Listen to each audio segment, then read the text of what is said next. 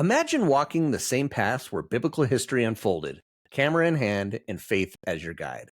That's the adventure of Craig Dehut, filmmaker and co-founder of Appian Media. Today on Journey with Jake, Craig shares how his team turns sacred landscapes into cinematic stories that inspire and deepen belief. Welcome to Journey with Jake. This is a podcast about adventure and how through our adventures we can overcome the challenges of life that come our way. While I expect you will learn some things about different adventures, this show will entertain you. Each episode will feature a different guest or guests as they share experiences and stories from the different adventures they have been on. Not only will you be entertained, but you will also hear the failures and trials each guest faces and what they have done or are doing to overcome the hardships that come their way. My goal is to take each of us on a journey through the experiences of my guests with the hope that you'll be entertained and inspired to overcome your day-to-day challenges. After all, it's not all about the destination as it is about the journey.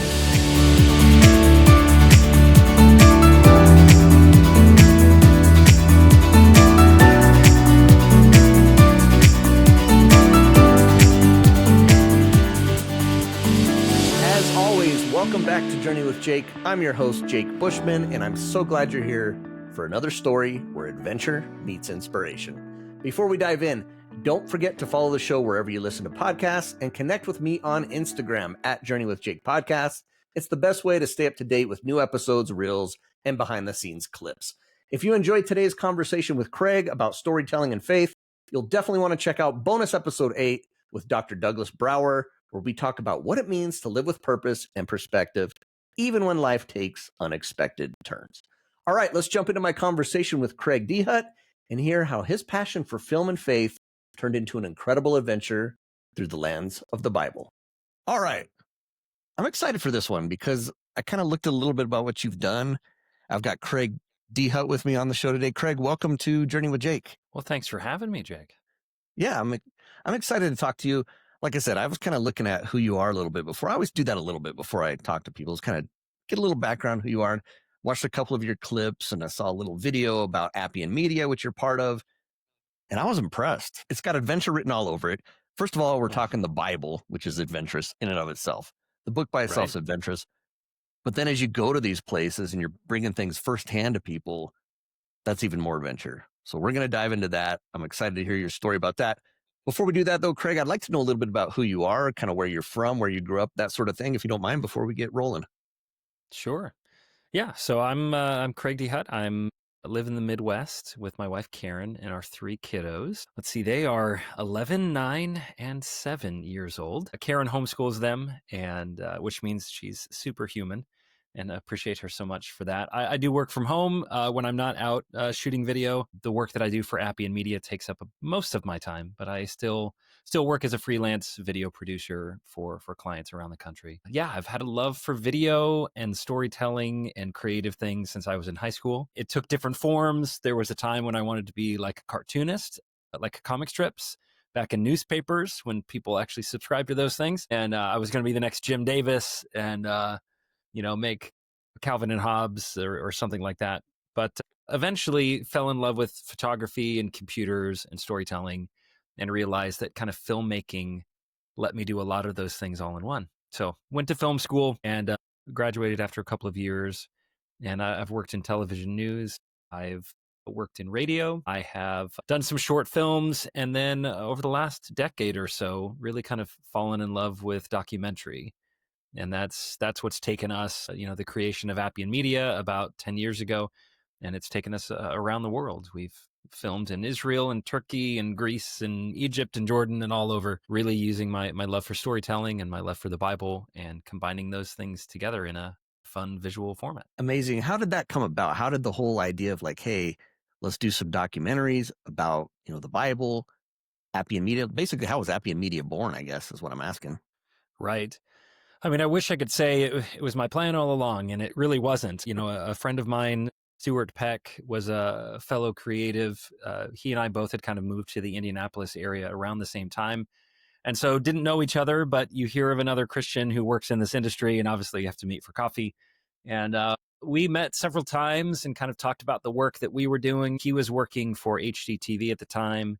And both of us were kind of complaining about the lack of this type of material, high quality, accurate, biblically accurate, historically accurate, and free videos shot over in the lands of the Bible. And we kept kind of thinking, like, surely someone's already doing this. We just haven't found it. We just maybe just don't know where to look. And what we were finding, at least at the time, it was either not free or very low production quality that we wouldn't want to watch and our students wouldn't want to watch. Or we always kind of had to sift through it and give caveats like, hey, I want you to see this because it shows you Jerusalem, but they're coming at this from a particular type of slant, which we don't think is accurate. And we were just like, surely we could find someone who we don't have to do any of that. And after complaining about it so long, it was Stewart who actually said, how hard could it possibly be for us as creatives to go over there and do that? And that idea was born the end of 2015. We launched a Kickstarter campaign actually to get this thing going in the spring of 2016 and took our first trip to Israel that summer to create a series on the life of Jesus, thinking, this is probably the only shot we'll get. This is going to be harder than we think, and this may be the only time that we can do it. But people keep coming back and supporting the work, donating to it, and asking us to create more. And so we do and have for the last 10 years. Wow. So 10 years now in the making. It's still going, still continuing on, which is amazing. You mentioned I think it was like 3 things that you said, because I think you're right. I think production quality, I think we've all seen it, especially me as a kid and Christian as well, and you see these videos and they're just so poor, the production quality. Then if you get good production quality, then you're paying for it. Right. There's just those different aspects of getting all those. You provide these resources for free. Yes. And it certainly raises eyebrows in our industry. They're like, how do you do that? Yeah, how can absolutely. you do that? And it was our desire from the very beginning to be a non-for-profit, to allow people to donate on the front end. And so we raise the funds for the production and the post-production, and then we create the content so that when we release it, we're not, desperately trying to find those distribution deals to recoup some of the costs. It's already been paid for by people who want to see more of this content made. We've done a variety of things. Like I said, we started with a Kickstarter campaign, but as a non-for-profit, you get scrappy and you do different things, different types of fundraisers. But on the whole, it's primarily individuals who want to see this content made, who believe in the mission, and want to make sure that more and more people have access to it. And so we're thankful for it. That's amazing. I love that. And I love the fact that you've got the people who are willing to put money for this good quality content. People are amazing. Yeah. Absolutely. This is an adventure podcast. Journey with Jake's all about adventure. Like I said, I think the Bible in and of itself is full of adventure. You take it and you actually go to these places. I got to hear some stories. Kind of, what was it like when you, like, maybe the first How time much you time went? do you have? Yeah.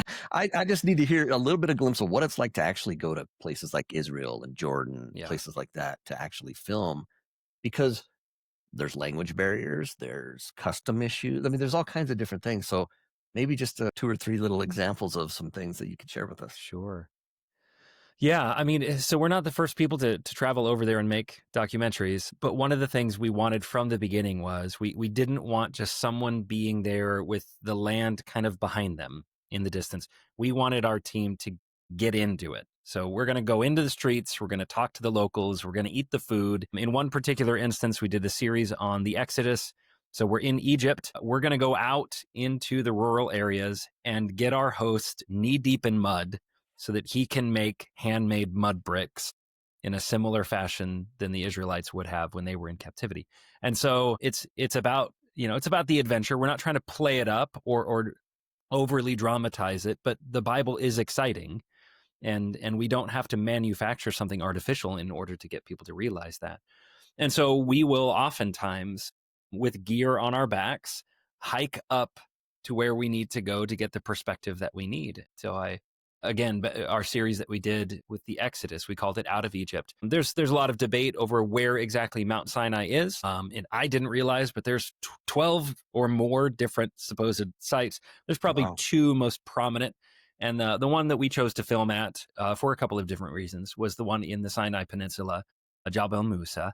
that involved spending the night on top of this mountain. There's no hotel up there. We, loaded gear on our backs and hiked up that and filmed the whole experience. We really kind of broke the fourth wall and helped the viewers understand, like, it's a team going up here, and we got to sleep out under the stars in the freezing cold night and wake up to the sunrise on the top of this mountain as we considered what God brought to his servant Moses.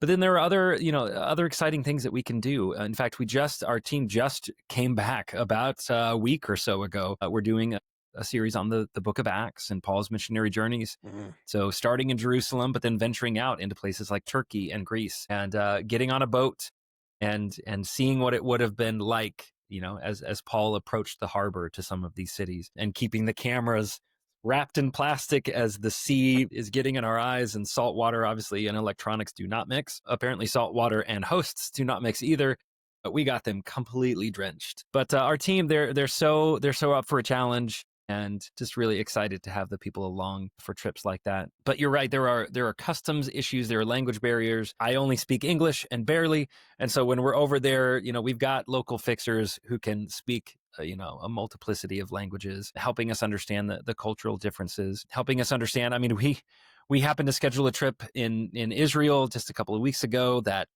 happened to arrive during the Jewish New Year, and like, I wasn't thinking about that, the end of September, beginning of October, and then that was right on the heels of their Feast of Booths. And I didn't realize, but the first couple of days of the Feast of Booths is a day when families oftentimes will do their bar mitzvahs. And so Jerusalem was Wow. just full of, Israeli families, bringing out their teenage sons, doing their bar mitzvahs, which, again, in some instances, you might, what's like, oh, well, this is not what we expected.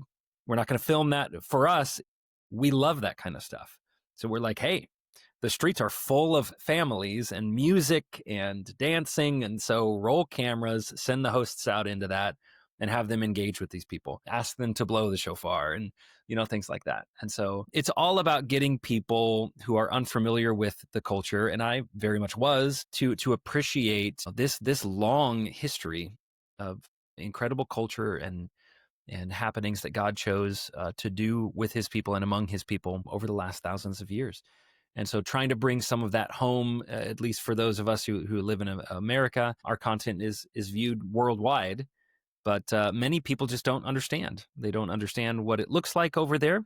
I know as a kid, I imagined Israel was just sand dunes, Right. and that's not the case. Some parts of Israel are incredibly green and lush, and there are cities over there now that are incredibly modern cities, Tel Aviv, or places, even parts of Jerusalem, that are usually just trying to help people visualize it differently, kind of change the stereotypes maybe they have in their mind or the preconceived ideas they have in their mind, so that when they read the text of scripture, they can go, okay, now I can visualize Jericho. Okay, the Sea of Galilee is not an ocean.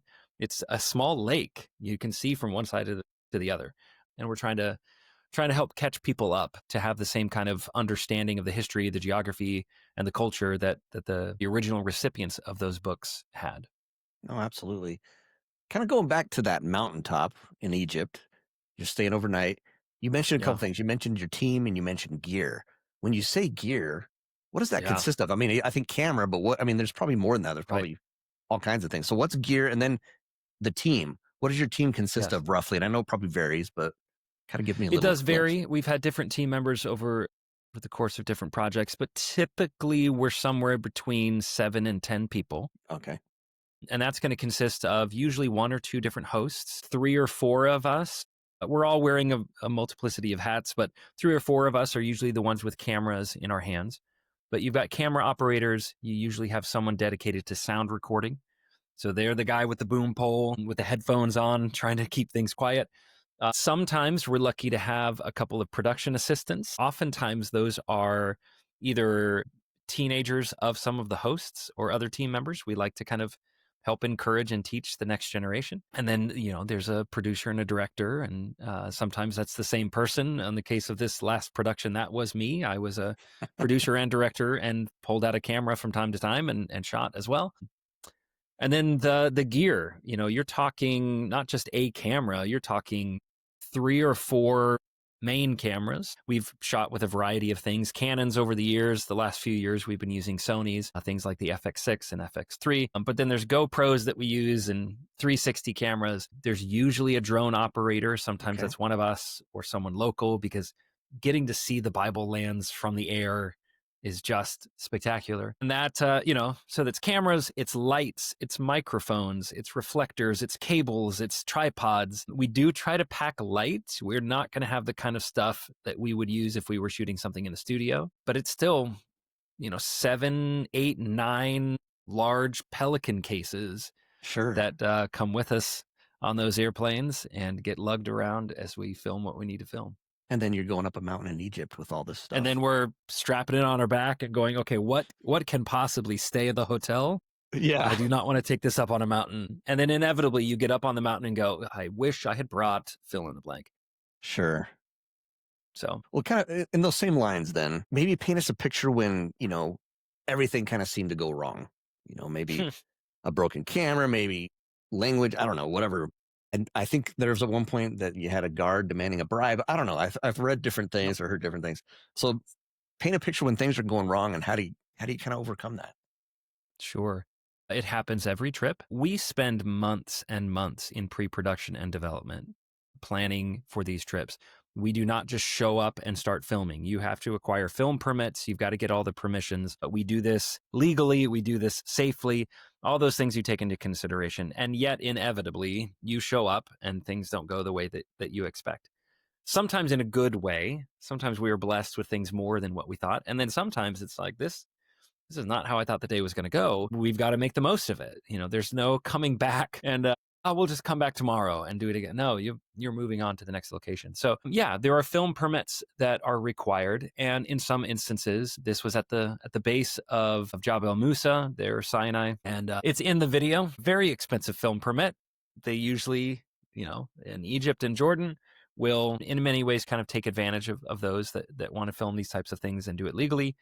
And we showed up, we had the permit in hand, and it was something as silly as, well, your permit is only good for a day, and we constitute that as sunset. So we'd shown up at 10 a.m. thinking a day equaled 24 hours, and they said, no, that the rest of today. And so you need to get another film permit for the sunrise.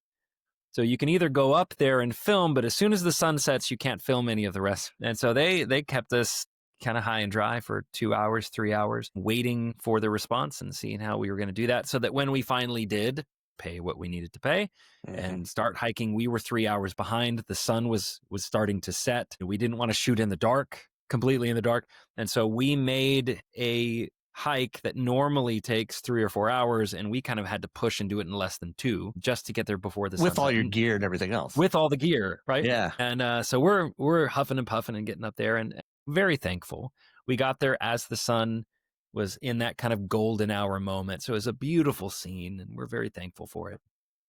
We, like I said, we just came back from Israel and Turkey and Greece. There were a couple of sites where, we got the permits, but that morning we're told, actually, that particular site has been closed for construction for the last 2 months. We forgot to tell you. Oops. Okay, well, we can shoot it in this way. We can get the drone in there, and it can, nearly touch the ground. It can start shooting and almost look like you've got someone there, but a human can't get in there. And so finding different ways to accomplish what we need to accomplish to bring home the visuals, keeping everyone safe and healthy, keeping ourselves on schedule as best as possible. And that's the primary job of a producer. And so the producer's job is a problem solver. And so you're talking with those fixers and those locals, you're managing the permits and the payments and readjusting things when things don't go according to schedule. How long do each of these projects take roughly? I know they probably vary again, but from the first time you went to this most recent one, what are kind of how many days are you gone roughly? Sure. So the completion of a project from concept to completion, it's anywhere between 18 to 24 months. Believe it or not, of those 18 or 24 months, we're only overseas for a couple of weeks. Gotcha. Okay. So in this particular instance, it was about 18 days. Okay. It was the longest trip we'd ever taken. It's not long, but we pack those days. And then you come home with terabytes and terabytes of footage, hours of footage. And it's my job and others to edit it together into something that's reasonable and watchable. And that process takes the bulk of the time, Gotcha. months to edit all that together. Wow. Okay. And you said, those 2 weeks that you're on location filming, you pack those days. What does a typical day look like? Hmm. If it's a good day, we get breakfast at the hotel before we leave. Not every day we get that luxury. Sometimes we're eating in the vans as we're heading to that first location. But typically it's you're getting up between 6 and 6:30 in the morning. Ideally, you're getting to these locations either before the public has access to them or when the lighting is best. And you're filming, depending on what you're shooting and what's involved, 2 to 4 hours at a location, and then you're packing all that up and going to the next location and shooting for 2 to 4 hours. Typically, depending on how close the locations are, you might be able to do 2 or 3 of those in a day. Again, a good day is when you have lunch at lunchtime, and then usually we're not getting back to the hotel until 7 or 8 o'clock in the evening. But for many of us, the work isn't finished. The crew is coming back. They're cleaning cameras, charging batteries. For those of us, typically I'm in charge of what's called DIT. It's the person in handling all the media, backing up all the footage at the end of the day, which takes a long time. And then hopefully getting a shower and getting a good night's rest because you're up at 6 o'clock the next morning to do it all again. Do it all over again. I'm Yeah, guessing when these 2 weeks are over, you got to be just exhausted. absolutely. In fact, if you had tried to do a podcast with me last week, I don't know that I could have strung 2 sentences together. I'm still You're still just about recovering. getting over the jet lag. Wow. That's But it's worth incredible. it. Like, I live for that. It is so exciting and exhausting, and stressful and wonderful. Um, and I'm thrilled to go. I'm blessed to go. I've been able to travel to places that most people will not get to see in their lifetime. And I've been able to, for Israel, I've been there now 4 different times. And that's such a blessing. That's incredible. But I'm also, I can't wait to come home. There gets a point in every trip where it's like, oh man, I can, chat with my wife and we can FaceTime and send messages, but you're missing home pretty early on in those trips, and then you go, oh, I still have 2 more weeks to go. Yeah. So certainly not complaining. It is an opportunity that I realize I am blessed to have, and I'm thankful for it. And there have been many people who would say, "Oh, I'd love to come on a trip with you, just to come along and experience it." And it's like you actually don't understand what you're volunteering for. This is not a vacation. This is Yeah. not a typical tour of the Bible lands. This is work.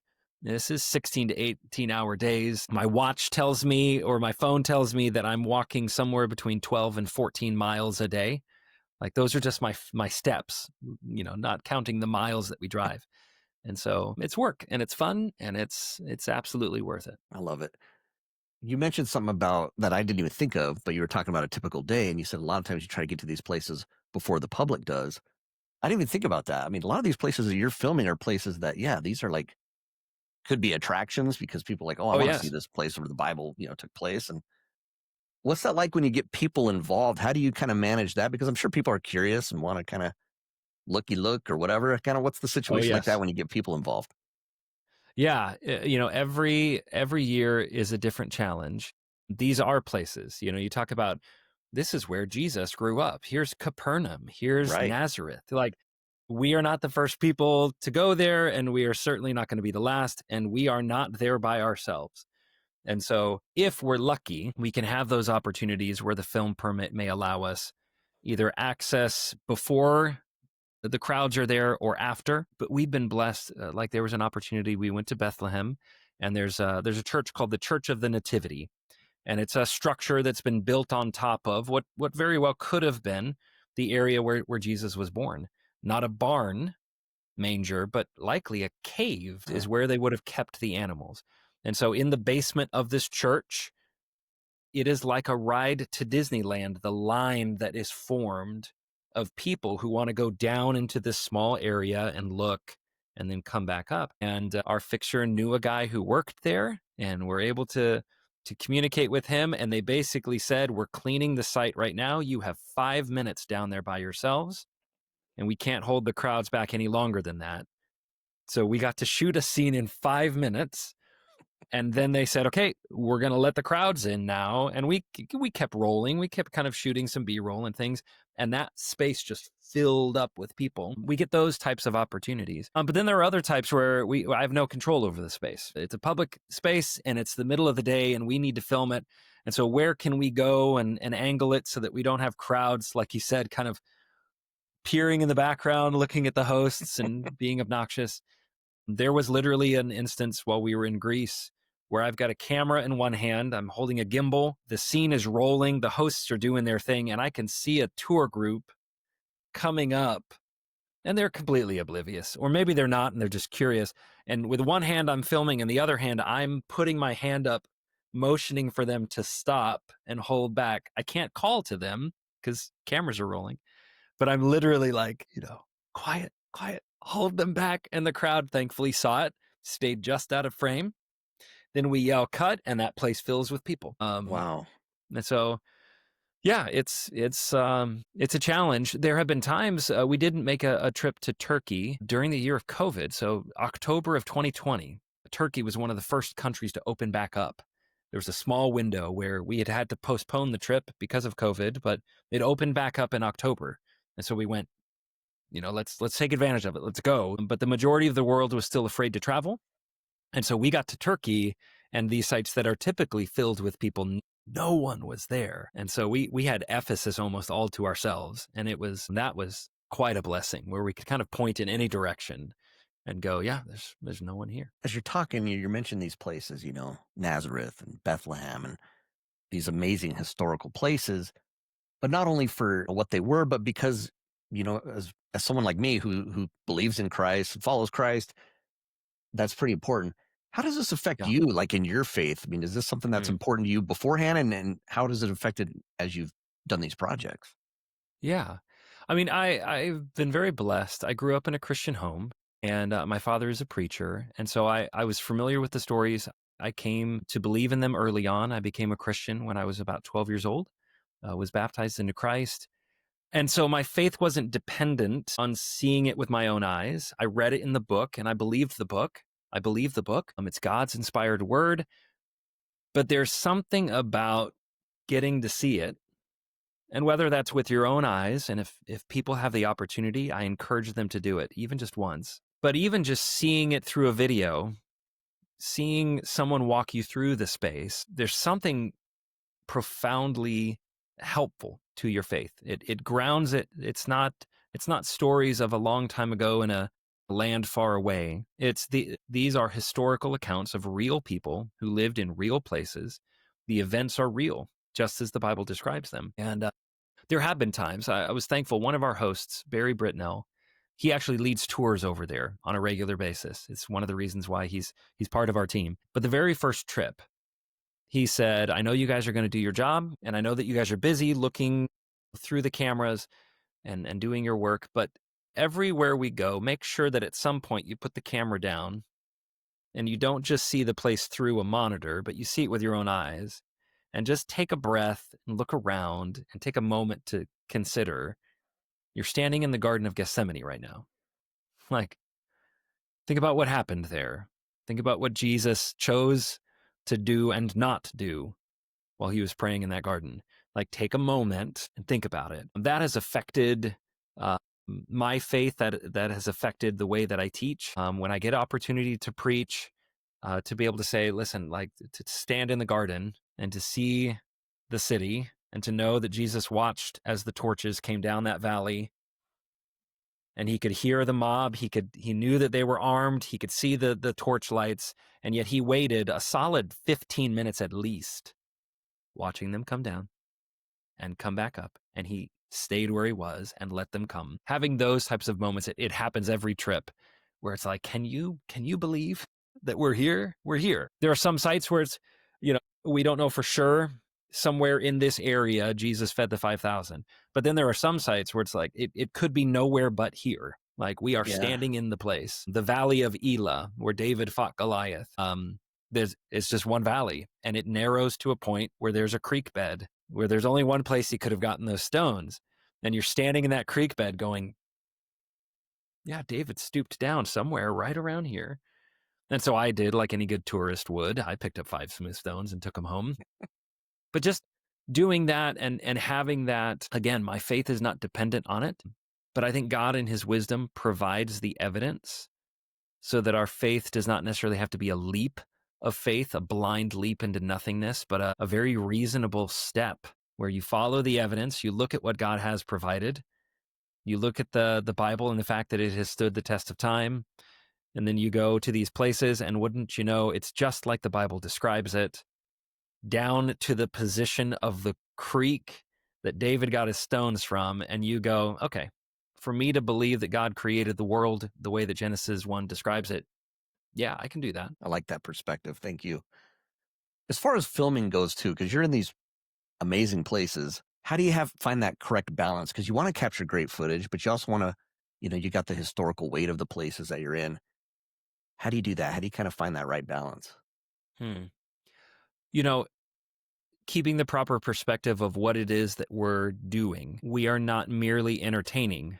We could go to these places and make it very entertaining for you Sure. and give you very little value. We could also go and lecture to you and just give you information, kind of brain dump on you and happen to be but we aren't going to want to watch that either. Finding the right combination, and sometimes that's easy and sometimes it's more challenging. We have found that our approach, the more we make it feel like the viewer is simply there with us on the trip with us, the more we find our work resonates with people. And so what we call in the industry breaking the fourth wall. There are occasions where instead of just seeing the two hosts, we'll show you the crew filming the two Oh, cool. hosts.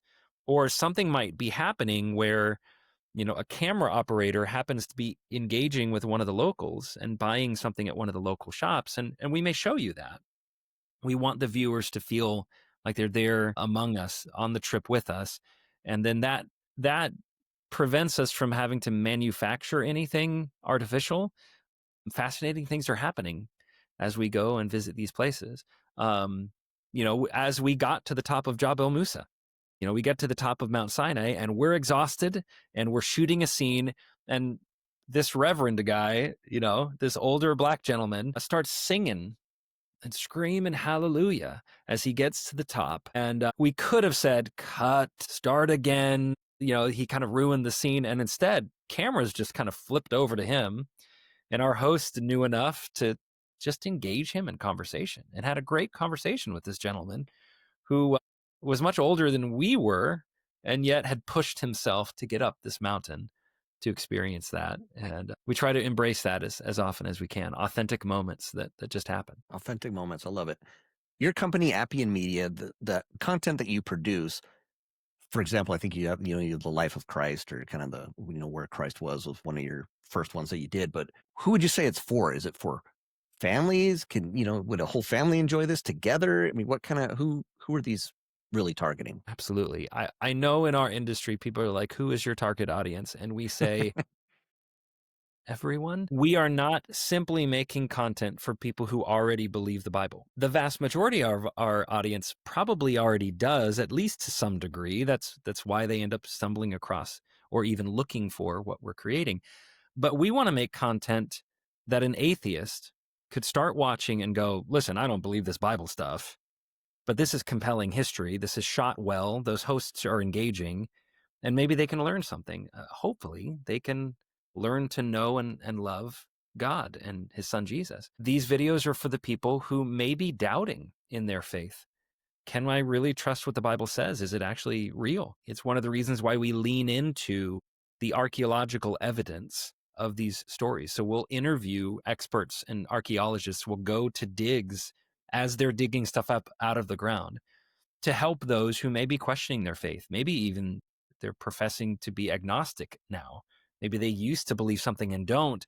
And maybe our content is appealing to them to go, okay, I'm going to give this a second look. But absolutely, they're for families who want to teach their children. They're for preachers and teachers who are teaching classes and want to engage in that way. This wasn't our original design, but it's no surprise to me that the homeschool community eats this stuff up.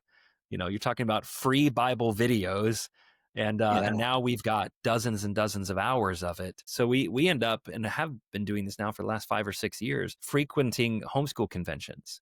We'll come with a booth and have our workbooks and the videos and engage with families in that way. The original idea of Appian was primarily focusing on a disengagement that we were seeing in high school age. Kids were showing up at Bible class, bored with the resources that were being made available, or no resources that were being made available. They were used to engaging through media at school in order to help them learn, but oftentimes that media was not available in Bible classes. And so what started with a desire to re-engage teenagers, we realized that people of all ages are falling into that very similar category. We are all visual learners. We all benefit from seeing what it is that we're reading. And Absolutely. so there's nothing that we have created that I would not recommend for any age. I mean, young and old. I've got a 7-year-old, and he's been watching our content. We've been creating our content since before he was born. And so I love it when I hear families say, and this was just told to me just a few months back, my kid was never interested in our Bible studies. We're trying to engage them, and then we showed them a few of your videos, and now they're the ones engaging, saying, can we watch more? Can we study more? And now they're interested in the story of David, when before that was just one more thing for them to do. Mhm. They're excited about the Bible again, and that's a win for us. I like it too, because if you think about it, the Bible, it's exciting by itself. You don't Absolutely. really need all this other stuff. However, I think what you're doing though just brings it to a whole new light and gets people excited.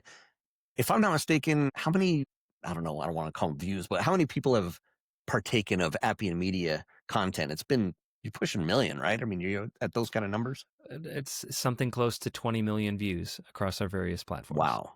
Wow. Okay. Even higher than So I our thought. analytics tell us that people in over 160 countries have seen the content. So it's available on YouTube. That's where our primary audience is, but Vimeo as well, Facebook and Instagram, 20 million views. And we don't say that to brag about our team.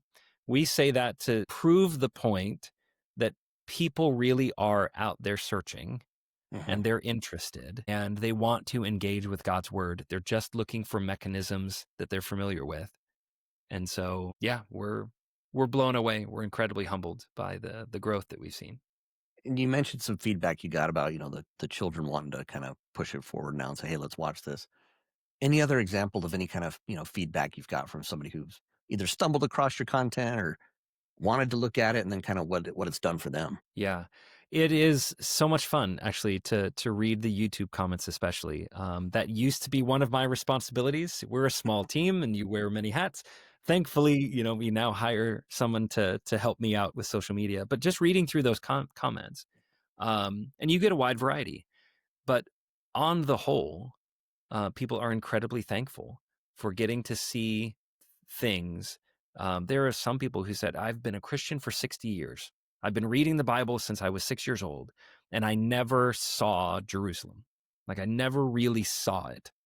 But now I go back and I read these stories I'm familiar with, and now I actually see it. My favorite are things like a parent told me that they watched an episode of our series. We call it Searching for a King. So it's about the first kings of Israel, Saul and David and Solomon. And they said, we watched episode 1, and then we binge read First Samuel. And I love that. Like, I'm less Straight to the source. encouraged when I hear people say that they binge watched our content. Like, good for you. I haven't even binge watched our content, but I love it when I hear people say, I watched enough and it got me interested, and then I went to the book and I couldn't stop reading. And that's really encouraging for us. I love that. It's fantastic to hear. I look at the film industry as a whole, and Hollywood, and there's not a lot of Christian things there. I mean, it kind of feels like it's gone away from it. And so I love the fact that people like you and your team who have these skills, these great filmmaking skills, are applying that to showcase Yeah. faith and God and Christ. Where's Appian going? What does the future look like? That's in the Lord's hands, I would say. We're excited for every project we get to do and every year that we get to continue to do this. I will say that our team over the last year and a half has actually been developing a 10-year plan. So instead of just going project to project, which was common, they would say, okay, well, what's next? What's next? Now we've looked at the content that we've already created and realized that we were putting together pieces of the full curriculum, pieces of telling the entire Bible story. And so over the next 10 years, give or take, we would like to fill in the rest of those pieces so that people can have content about the Bible from Genesis to Revelation. And so we have done a series on the life of Jesus, but our team just came back, like I said, doing a series on the book of Acts and many of those epistles. That's going to involve a second production trip, Lord willing, in the next year or so, to finish up Acts and the rest of those epistles. But you look at those two things together, and you've got almost the entirety of the New Testament. And then going back and doing Genesis, doing the Judges and the conquest of Canaan, doing the poetry, doing Psalms and Proverbs. And there are visuals that can be created or shown to help us better understand that poetry language. And so that's the plan. Funding permitting, and with the right kind of creative people on board, we believe that we can accomplish this in about 10 years' time. I love it. It's amazing. It's quite the plan, and It's incredibly ambitious, yes. it's absolutely ambitious. I think that's great, though. So even when travel's difficult, you had COVID at one point, kind of in the middle, messing things up. For you personally, what keeps you motivated to keep this going? Well, I wish I could tell you that I was super excited about this work all the time, and it just keeps me on fire, and there's every day, and it's not true. The vast majority of the work takes place in this room by myself. I'm editing together the video, and there are other people involved in that. But for many months, those initial months, it's me on this computer or these computers and getting the work done. Staying motivated are things like just reminding myself, 15 years ago, we were looking for tools like this, even 10 years ago, and couldn't find it. And we've made these available for people who are looking. I look at my kids and go, when I was a kid, we did not have resources like this, but my kids will and do. So they'll be able to look back on their childhood and go, we had that at our fingertips. My dad helped create it. And so I'm very passionate on a variety of levels of equipping the next generation with what they need. To have stronger faith, to be more engaged and active in their communities and in their churches. And I believe that our resources are being used to do that. And it also allows me the opportunity to talk to other creatives, Christian creatives, or people who are thinking about even stepping into that industry, where I can now go, listen, I would encourage you to do it. It's not just enough to curse the darkness. We have to be the ones to bring the light. And if you've got that skill set, many Christians before you said, it's too hard, or I can't do it, or no one else is doing it. And so they talked themselves out of it. We shouldn't be that generation to do that. And so just reminding myself of what has been accomplished, again, not through our own ability and our strength, but what God has allowed to do through us, and thinking about what he can continue to do, what more he can do, keeps me going, keeps our team going. I love it. And a question I always like to ask, because this is, Journey with Jake's about adventure and kind of who you are on your journey. For you, after these last 10 years, more years to come, what does adventure mean to you? Oh, man. Adventure means to me trying things I've not tried before. And I'm trying to instill that into my kids, because growing up, man, I was the kid who liked routine. I liked the things that I liked. And it didn't make sense for me to try new things because I'd already found, obviously, the best food and the best books and I had never flown internationally prior to starting Appian Media. I'd never been overseas. And I wasn't the one to initiate that. It was really Stuart's idea to go, well, what if we did this crazy thing? And I'm so glad that I did. Was incredibly intimidated to do it the first time. And it took one trip to Israel for suddenly my bucket list of where else I wanted to visit in the world, just that keeps getting longer and longer and longer. And so adventure means trying new things. And sometimes it'll be things that I love, and sometimes it'll be things that I will never try again, like the raw meatballs that we ate in Turkey accidentally. Like, we tried it, and I'll never do that again. But some of my favorite foods now are things that I ate in Israel that had never eaten before, and I would not have touched even in my 20s.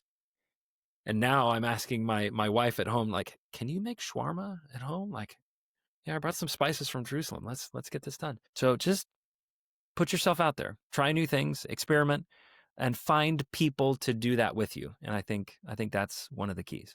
I love that. That's a great way to look at it. All right, you're looking back 10 years ago. Appian Media is just kicking off. You're just starting. Here you are now. What would you say to yourself looking back? What advice would you give yourself knowing what you know now? I still feel like I'm figuring it out even after 10 years. I don't feel like we've gotten to the point where like, oh, this is now very easy. But I think what I would tell myself is be less timid, engage with other people who have come before you and tried those things, get more feedback from others, and just be, trusting in the Lord, trusting in his timing. Our endeavors are prayerful endeavors. We always engage with prayer before, during, and after productions, but to do that even more, I think would have alleviated a lot of the fears that I had in those first many years. Great advice. Great advice for anybody. Be prayerful. I mean, that's absolutely important. I love that. All right. I know you mentioned this a little bit earlier, but I want you to mention again for those who are tuning in or like, I'm interested in seeing these videos or learning more, maybe want to contribute to this and help you out. Where can they do this? Where can they find your videos? Where can they donate if they want to donate? Absolutely.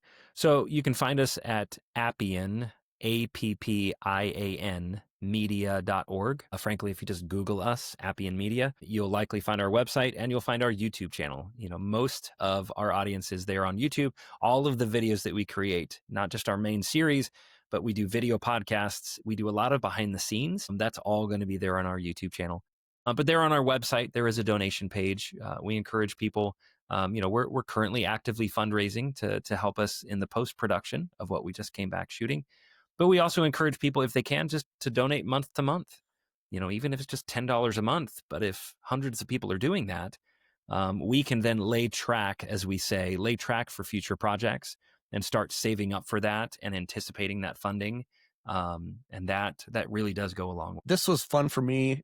Thank you so much, Craig, for coming on Journey with Jake. Thank you so much for having me. This was a great conversation. What an incredible conversation with Craig Dehut. I love how he's using storytelling and film to make the Bible come alive in such a powerful way. His passion, creativity, and faith are a reminder that adventure isn't just about where we go, it's about what we see and how it changes us. You can learn more about Craig and Appian Media by visiting appianmedia.org and checking out their amazing documentary work on YouTube.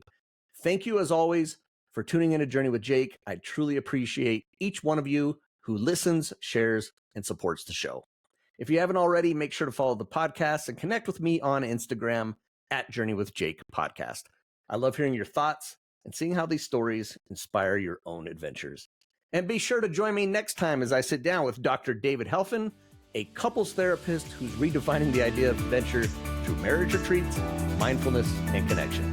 It's a fascinating look at how exploring together can transform relationships. Until then, keep chasing your adventures and just remember, it's not always about the destination as it is about the journey. Take care, everybody.